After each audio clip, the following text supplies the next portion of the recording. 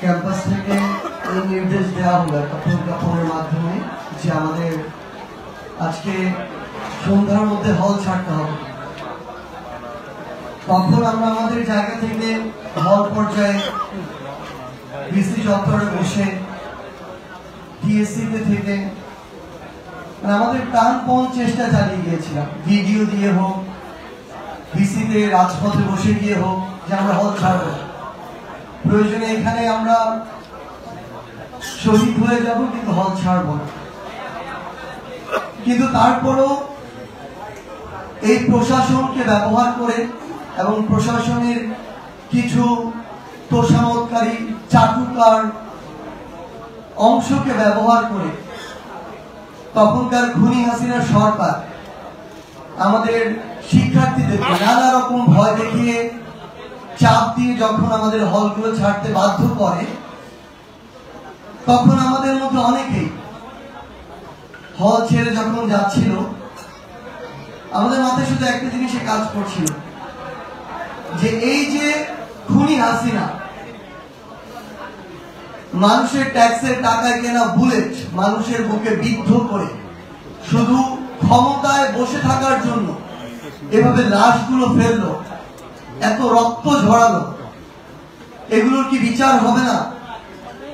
এই যে এত বড় একটা আন্দোলন, এত কষ্টের একটা আন্দোলন, রাজু ভাস্কর্য, শাহবাগ, সারা বাংলাদেশ, এগুলো কি এই একটা হল বন্ধের নির্দেশ দিয়ে শেষ হয়ে যাবে? আমাদের মাথায় কাজ করছিল যে আমরা কি কালকে কোনোভাবে ঐক্যবদ্ধ হয়ে আবার ফিরে আসতে পারবো, কিংবা কালকে যদি না পারি তাহলে এরপরে যেদিন আমরা এই ক্যাম্পাসে ফিরব সেদিন মাথা নিচু করে কোন মুখ নিয়ে আমরা এই ক্যাম্পাসে ফিরব। এমন হাজারো চিন্তাকে মাথার মধ্যে নিয়ে সেদিন আমরা আসলে ক্যাম্পাস ছেড়ে যেতে বাধ্য হচ্ছিলাম। এবং তার পরের দিন যখন অনেকটা অপ্রত্যাশিত ভাবে, কারণ এটা আমাদের কল্পনাতেও ছিল না, তারপরের দিন যেভাবে আমাদের প্রাইভেট বিশ্ববিদ্যালয়ের ভাই বোনেরা, আমার কাছে মনে হয় যে এমন একটা ছাত্রছাত্রীদের যৌক্তিক একটা আন্দোলন, কোটা সংস্কার আন্দোলন, এরপরে অভ্যুত্থানের রূপ নিয়েছে, এমন প্রেক্ষাপটই পৃথিবীর ইতিহাসে খুবই কম। এবং তার মধ্যে এভাবে আবার নতুন করে দ্বিতীয় ধাপে গিয়ে ফাইট ব্যাক করার যে ইতিহাস, এই ইতিহাস পৃথিবীর এমন যে কোনো গণঅভ্যুত্থানের ইতিহাসে বিরল। তো আমার প্রাইভেট বিশ্ববিদ্যালয়ের ভাই বোনেরা, আমার কাছে মনে হয় এই অভ্যুত্থানের 3টা অধ্যায় ছিল। 1 জুলাই থেকে ওই 17 জুলাই হল বন্ধ হওয়া এবং আমাদের হল ছাড়া পর্যন্ত একটা অধ্যায়, এবং অপ্রত্যাশিত ভাবে আমরা যেটা কল্পনা করিনি, আমাদের সকল চিন্তাকে এক পাশে রেখে বুক চিতিয়ে আমাদের প্রাইভেট বিশ্ববিদ্যালয়ের ভাই বোনেরা ওই 18 তারিখ থেকে আমাদের ডিবি অফিস থেকে বের হওয়ার পূর্ব পর্যন্ত এই যে অধ্যায়টা, এটা আমার কাছে মনে হয় যে এটা একটা দ্বিতীয় অধ্যায় ছিল।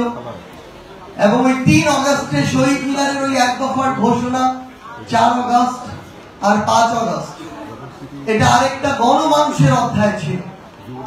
প্রথম অধ্যায় যদি ঢাকা বিশ্ববিদ্যালয়কে কেন্দ্র করে শুরু হয় এবং ঢাকা বিশ্ববিদ্যালয় নেতৃত্ব দেয়, দ্বিতীয় অধ্যায়ের নেতৃত্ব দিয়েছিল আমাদের প্রাইভেট বিশ্ববিদ্যালয়ের ভাই বোনেরা, এবং তৃতীয় অধ্যায়ের নেতৃত্ব ছিল বাংলাদেশের গণমানুষ। স্বতঃস্ফূর্ত অংশগ্রহণ, শুধুমাত্র কর্মসূচি একটা নির্দিষ্ট প্ল্যাটফর্ম থেকে দেওয়া হয়েছে, কিন্তু এই স্বতঃস্ফূর্ত অংশগ্রহণ এই আন্দোলনকে একটা গণঅভ্যুত্থানে পরিণত করেছে। তো আমরা আমাদের জায়গা থেকে শুরু থেকে অনেকবার বলেছি, আমরা জানি না, আমি আমার জায়গা থেকে যদি বলি, হয়তো এই কথাগুলো অনেক সময় আমার ওই সহযোদ্ধা ভাইদের পর্যন্ত পৌঁছায় না।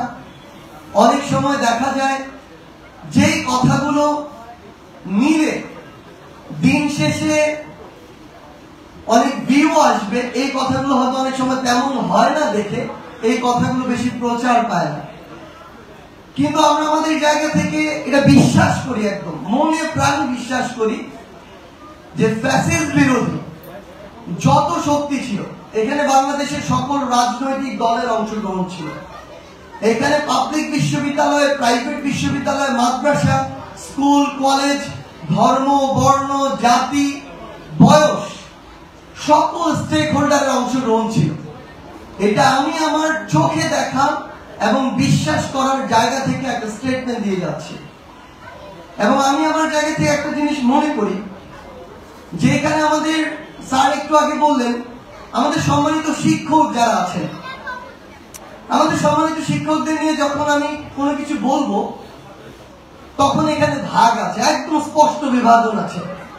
ঢাকা বিশ্ববিদ্যালয় শিক্ষক সমিতি নামে শিক্ষকদের একটা প্ল্যাটফর্ম ছিল, যারা ক্ষমতাকে তোষামত করা, ইভেন এই চাটুকারিতাকে একটা প্রাতিষ্ঠানিক পর্যায়ে নিয়ে গিয়েছিল, একটা অনন্য মাত্রায় নিয়ে গিয়েছিল।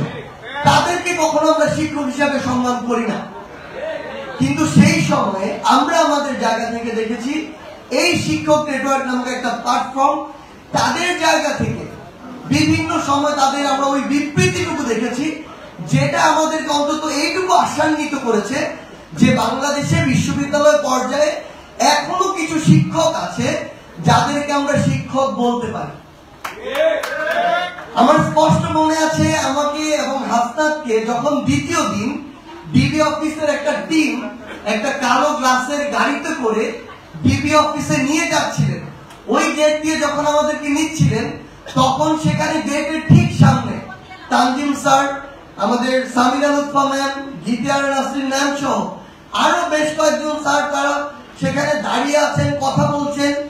মানে এক প্রকার ওইখানকার কয়েকজন অফিসারের সাথে কিছুটা মানে কথা বাকবিতণ্ডার পর্যায়ে এই লেভেলে কথা কাটাকাটি হচ্ছে। কিন্তু আমরা ক্লাসে হয়তো ঠকঠক করছিলাম, আমাদের শব্দ তো বাইরে পর্যন্ত যাচ্ছিল না। কিন্তু সত্যি এটাই যে তাদের সেখানে ওই উপস্থিতি ডিবি অফিসের ভিতরে আমাদের নিয়ে যাওয়ার পূর্বে আমাদের ভিতরে যে একটা ভীতি ছিল সেটাকে অনেকটা কাটিয়ে দিয়েছিল। তো আমরা আমাদের জায়গা থেকে তাদেরকে আরো কৃতজ্ঞতা জানাতে চাই, যখন আমাদের সহযোদ্ধাদেরকে শুধু একটা যৌক্তিক দাবির জন্য পুলিশের পোশাক পরে কিছু পুলিশের সো-কল্ড মানে আইন শৃঙ্খলা রক্ষাকারী বাহিনীর সদস্য বিভিন্ন থানায় নিয়ে যাচ্ছিল, শাহবাগ থানায় নিয়ে গিয়েছিল, তখন তারা গলা ফাটিয়ে ওই শাহবাগ থানার সামনে দাঁড়িয়ে চিৎকার করে তাদের শিক্ষার্থীদেরকে থানা থেকে নিয়ে এসেছিল। তো আমরা আমাদের জায়গা থেকে শুধু একটা কথাই বলি, কথাগুলো হয়তো ধীরে ধীরে সময়ের প্রয়োজনে আসবে, কিন্তু যেটা সত্য সেটাকে অস্বীকার করার কোনো সুযোগ নেই। এটা ৭১ নয়, ৫২ নয় যে আমাদের সামনে প্রুফ নেই, ডকুমেন্টস নেই, সবকিছু আছে। ক্যামেরা বন্দি করা আছে, ফেসবুক পোস্টের লিখিত শব্দ আকারে আছে। আমি আমার প্রাইভেটের যোদ্ধাদের একটা অনুরোধ করব, এটা সত্যি, এটা আমাদের সীমাবদ্ধতা যে আপনাদের স্ট্রাগল গুলো আমাদের যেভাবে রিপ্রেজেন্ট করা উচিত ছিল আমরা এটা করতে পারিনি। আজকে এখানে আমি আমার জায়গা থেকে আপনাদের কাছে উন্মুক্ত এই মঞ্চে আপনাদের জন্য, আপনাদের কাছে আমার পক্ষ থেকে, আমাদের পক্ষ থেকে এটার জন্য ক্ষমা চাই। কিন্তু সত্যি কথা এটাই যে প্রত্যেকটা মানুষের স্ট্রাগল ভিন্ন। আমার সাথে অনেক সময় নাহিদ ইসলাম ছিল, হাসনাত আব্দুল্লাহ ছিল, কিন্তু আমরা যদি আমাদের জায়গা থেকে আমাদের গল্পগুলো লিখি, হয়তো একজনের সাথে আরেকজনের দেখা যাবে অর্ধেকই মিলছে না, কারণ আমরা প্রত্যেকটা রাত একসাথে কাটাইনি। আমাদের ভিতরের ভীতি, আমাদের পরিবারকে দেওয়া থ্রেট গুলো, আমাকে ডিজিএফআই তুলে নিয়ে যাওয়া, আমাকে কিভাবে টেনে হিস্ট্রে পদ্মায় নিয়ে যাওয়া হলো, এই গল্পগুলো কিন্তু অনেকের সাথে মিলবে না। তো আপনারা এই বার্তায় কি ফেস করেছেন, রামপুরায় কি ফেস করেছেন, যাত্রাবাড়িতে কি ফেস করেছে, বিএনএস উত্তরায় কি ফেস করেছে, একটা উত্তরার ওই সেক্টরের গলিতে কি ফেস করেছে, সেই স্ট্রাগলটা আমি জানি না। আমি আপনাদেরকে অনুরোধ করছি, আপনারা আপনাদের জায়গা থেকে, আমি এটা বিশ্বাস করি আমার এই প্রাইভেট বিশ্ববিদ্যালয়ে যে ভাই বোনরা রয়েছে, অন্তত কমিউনিকেশনের জায়গায়, বিভিন্ন প্রযুক্তিগত স্কিলের জায়গায় তারা আমাদের চেয়ে বেশি এই জায়গায় এগিয়ে। আপনারা আপনাদের এই গল্পগুলো তুলে ধরুন। আজকের এই ভিডিও আমার কাছে মনে হচ্ছে অনেক সীমাবদ্ধতা আছে, কিন্তু হয়তো তাদের কাছে এর চেয়ে বেশি রিসোর্স নেই। আপনাদের কাছে যে রিসোর্স গুলো আছে এগুলো ইতিহাসের অংশ, আপনারা এগুলোকে একত্রিত করে ডকুমেন্টারি করে সামনে নিয়ে আসুন। আমার মনে আছে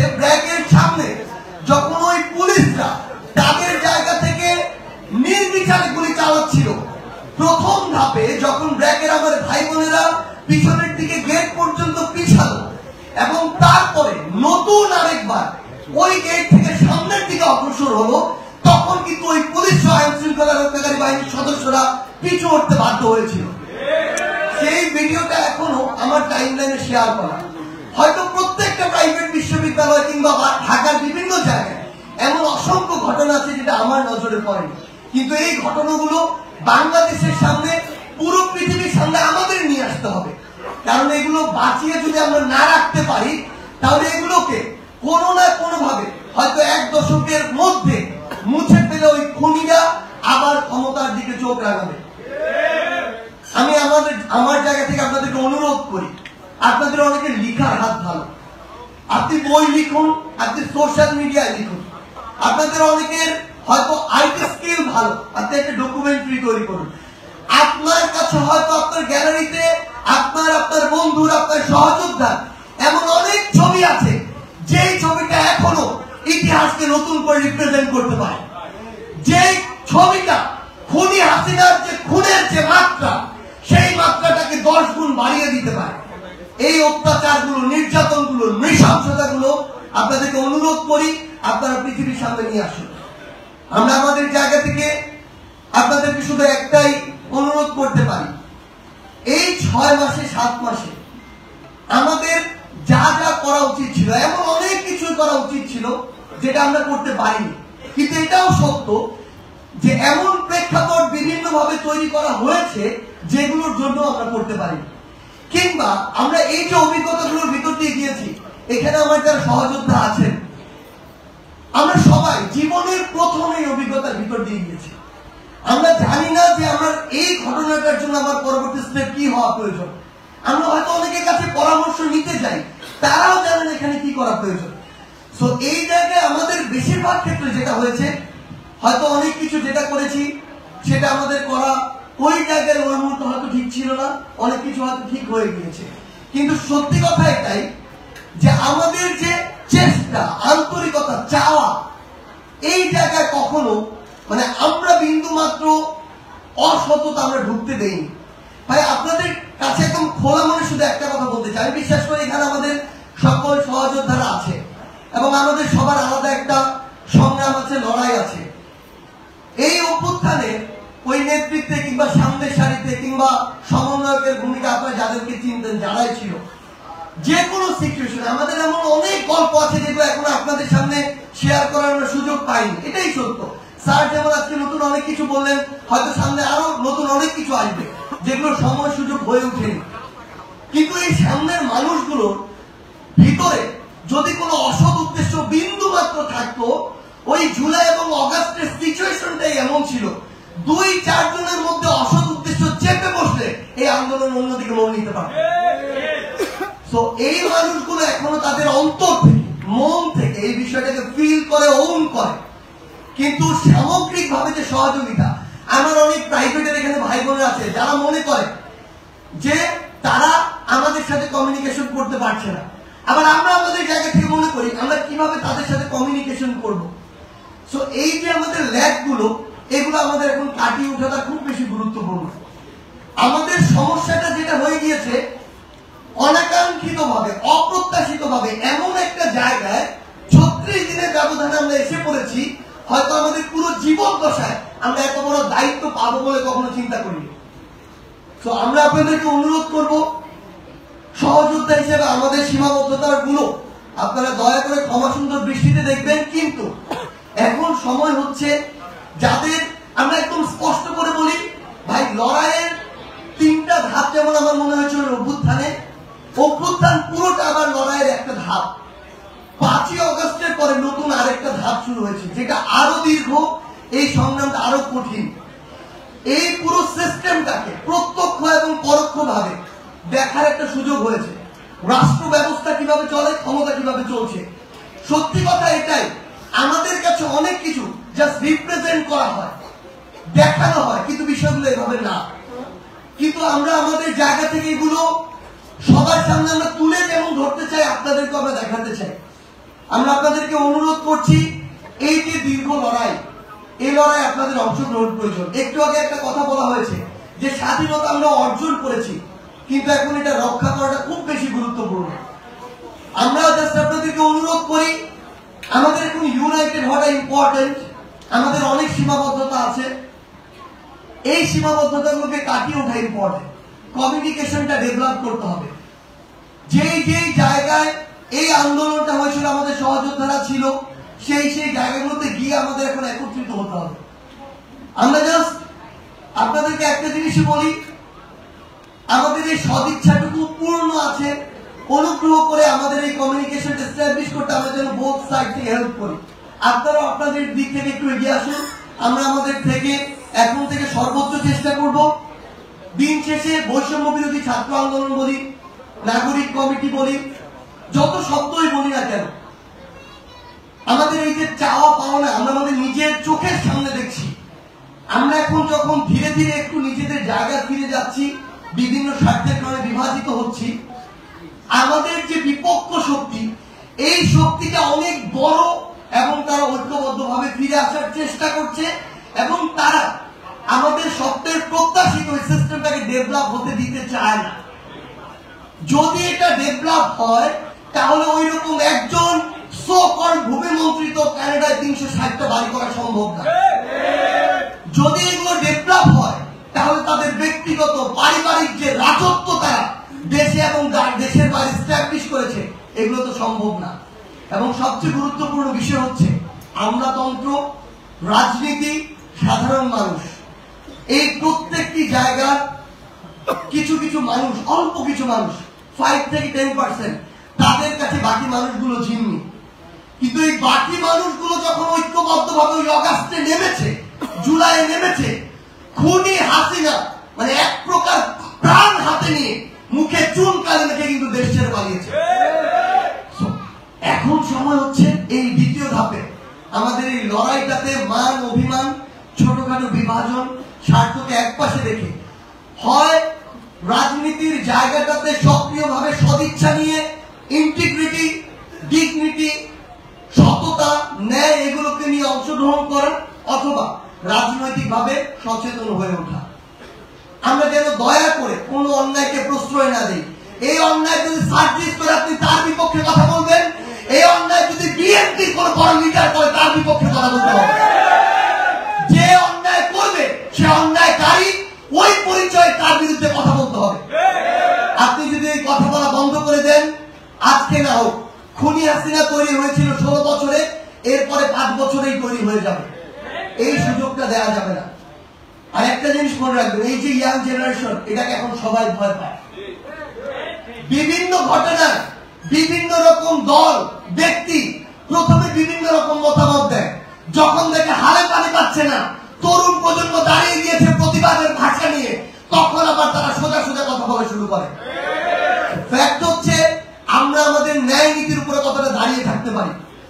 যে দেশ এবং দেশের মানুষের স্বার্থকে দল, ব্যক্তি, গোষ্ঠী এসব স্বার্থের আগে প্রাধান্য দিতে পারবে, তাকে সমর্থন দিবেন, যে পারবে না তাকে বর্জন করবেন।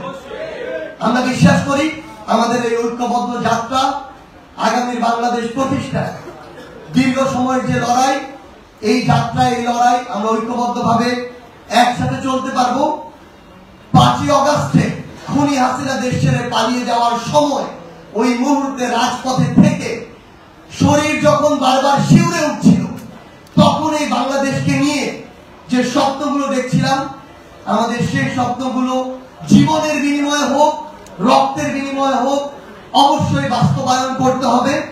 সেই বাস্তবায়নের পথে আপনাদের সাথে আবারও দেখা হবে, হয় রাজপথের সংগ্রামে অথবা বিজয়ে। ধন্যবাদ।